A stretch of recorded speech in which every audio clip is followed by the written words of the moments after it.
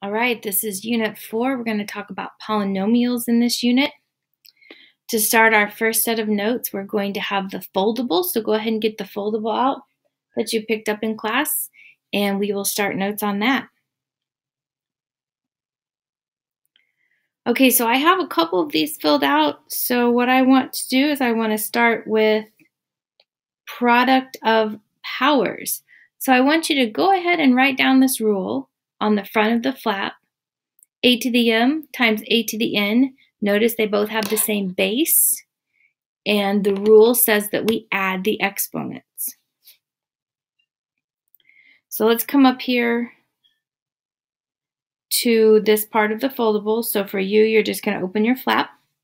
So let's see why this works. So if we have x squared, that's really x times x. And x to the third is x times x times x.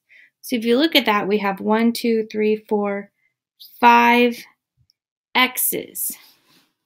So according to our rule, if we have x to the 2 times x to the 3, since their bases are the same, we can add the exponents and we get x to the 5th. Well, look at that. We got the exact same answer doing it that way. So these rules are just shortcuts to get you to the answer a little bit faster. So remember, it just says if it has the same base. So in this case, 2 to the first and 2 to the fourth have the same base. So that's 2 to the 1 plus 4, which is 2 to the 5. Sometimes you can stop there, but usually when we have numbers, we want to go ahead and work that out. So if you need to put it in your calculator, or if you can go through the list, 2 times 2 is 4, times 2 is 8, times 2 is 16, times 2 is 32. Okay, so the next one that we're going to talk about is the power of a power. So let's look at this rule and put that on our foldable. So this is when you have something raised to an exponent and then the whole thing is raised to another exponent. And this rule is that you multiply the exponents. You take the m times the n. So let's look at this example and see why, first of all, this rule would work. Go. Okay, so let's look at this example that we have. We have x squared to the third power.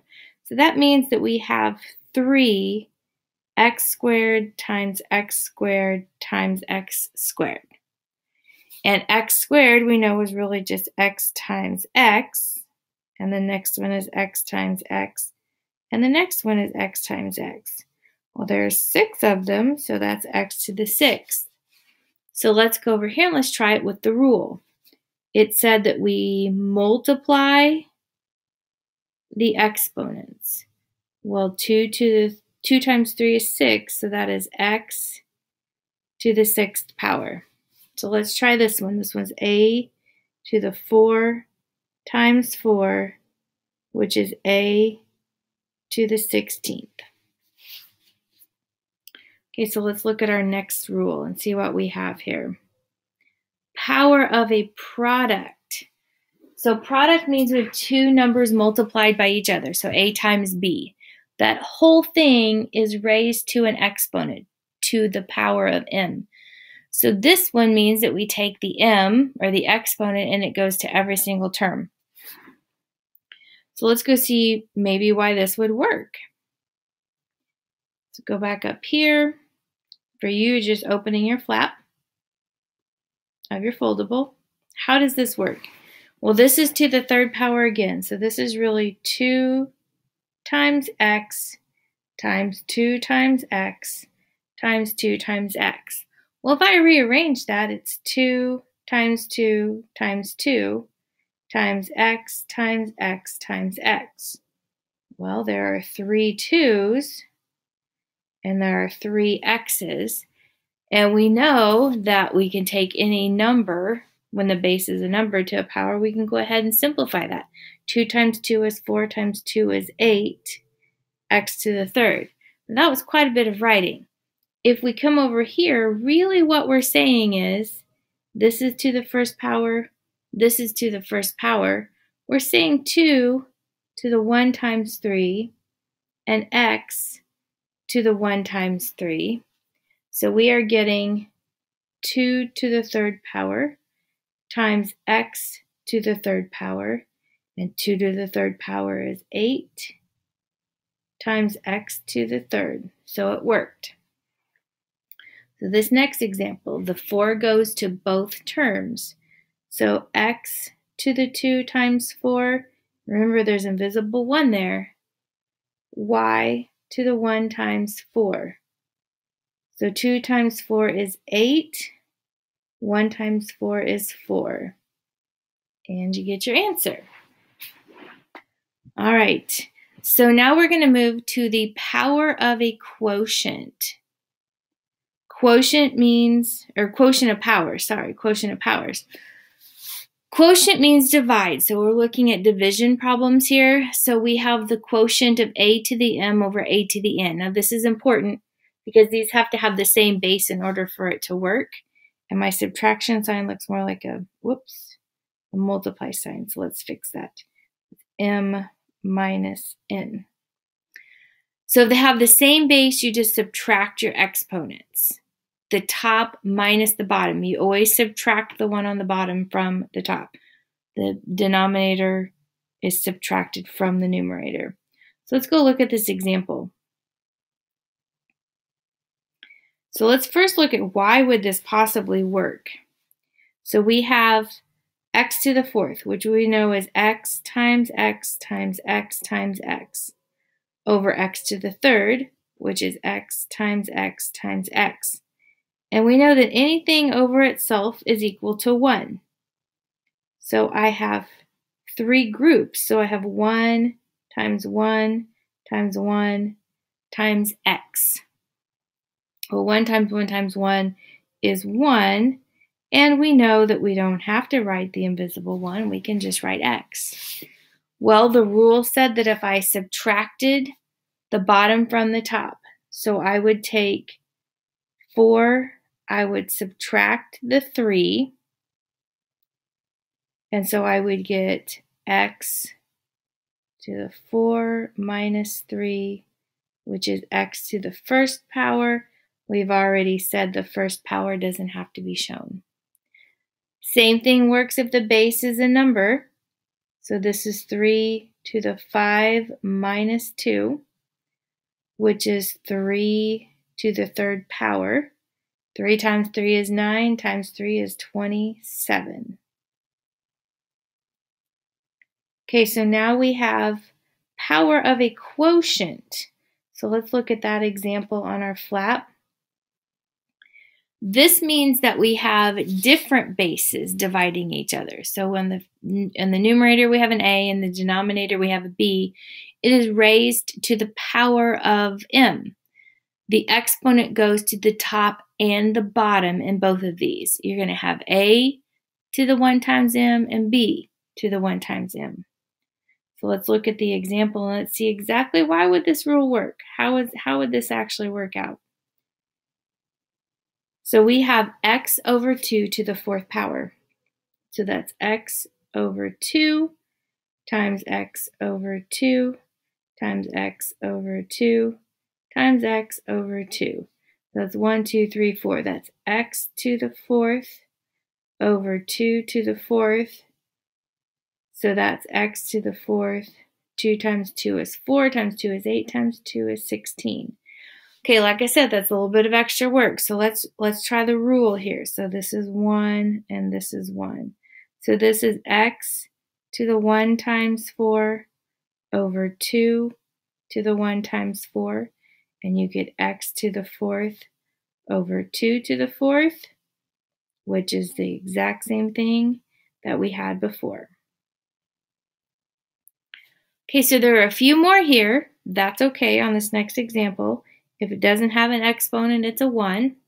So this is 3 to the 1 times 2, a to the 2 times 2, over b to the 1 times 2. So that's 3 squared, a to the 4th, They got all crazy on me. Over b squared. And like I said, we can take that number that's raised to a power and we can actually simplify that. So that's going to be 9 a to the 4th over b squared. Okay, the next one is called 0 power. I had a little typo in mine. Yours should be just fine. I have a typo in mine. So 0 power, anything to the 0 power equals 1. And that's basically all you have to remember. So anything to the 0 power equals 1. So probably helps if I could find this. Here we go. Why does anything to the 0 power work? So let's take this example of 1,236. If we change that to scientific notation, or expanded notation, not scientific, but expanded notation, then we have in the thousands place, we have 1 times 1,000. In the hundreds place, we have 2 times 100. In the tens place, we have 3 times 10. And in the ones place, we have 6 times 1. Well, we know that we can take that expanded notation and we can write it with exponents. So 1,000 is really 10 to the 3rd power. 100 is really 10 to the 2nd power. 10 is 10 to the 1st power. So 1 is 10 to the 0 power. Anything to the 0 power is 1. So 2 to the 0 power is 1. This is all in parentheses. The whole parentheses is to the 0 power. So it's 1. And I know you were set at 2, but let's make that a 0. Because the purpose of this to show is even if we have all of this stuff going on here, it's still all to the 0 power, so it's 1. All right, and the last one we want to talk about are negative exponents. And so if you have a to the negative n, you really just take that from the numerator to the denominator and you make it positive. And if it was in the denominator, you could bring it to the numerator and make it positive. You cross that fraction bar, you cross that fraction line, and you can change the sign. So let's see why this might work. There we go. All right, so let's look at this. 2 to the 3rd power. 2 times 2 is 4 times 2 is 8. 2 to the 2nd power is 4.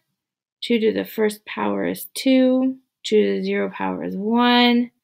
So pause for a second and put in your calculator. What's 2 to the negative 1 power? So on your calculator, that's going to be 2 caret negative 1. You should get 0.5 or 0.5.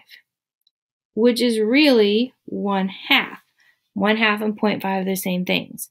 Well, look at that. That's just, if I take that to the negative 1, move it to the bottom of the fraction bar, I get 1/2. If you put 2 to the negative 2 in your calculator, try that and see what you get. Hopefully you got 0.25, which is 1/4. Well, 1/4 is really 1 over 2 times, or 2 to the 2nd power, because 2 times 2 is 4. So look at that. That's 2 to the negative 2. If you flip that across the fraction line, then you get 1 over 2 squared. So let's look at these examples and see how this works. This is negative. So we're going to take this whole thing, flip it across the sign, or across the fraction bar, and that's going to be x to the positive 5. Now on this next example, the negative sign is only with the x. It's not with the 2. It would have to be in parentheses if it were with the 2. So here's our fraction line. It's invisible until we need it. It's going to flip down to the denominator. So that's 2 over x to the 3rd. Okay, so now let's go back. I'm going to go back to our note page for just a second, and you're going to glue or tape your foldable in once we're finished. I want to point out down here at the bottom, we now have added a section for you to jot down any questions that you have while you're watching the videos. And then at the beginning of class, we'll make sure that we answer those questions that you've jotted down so that you can get any of those questions answered. That was one of the things that you guys requested. So we made sure we put it in for the notes for this unit. The last thing we want to talk about is going from radical form to exponential form. So radical form is this square root thing that you've seen before. And then exponential form means that we have an exponent. So what we need to realize is that anytime we have a square root, it can be rewritten as the fraction, as the exponential fraction to the 1/2. So if we have the square root of 7ab, it can be written, now you have to put it in parentheses, 7ab has to be in parentheses, and the whole thing is to the 1/2 power. Now in reverse, only the z is to the 1/2 power. So when we write this, we're going to have 5x, and then we will have the square root of z. The last two require our calculator, so we will do those in class together. Just like we've been doing in all of the others, you will do the odds on the practice problems. And when you get down to the review problems, I want you to complete all of the review problems so you are ready to go when it's time to take your next assessment.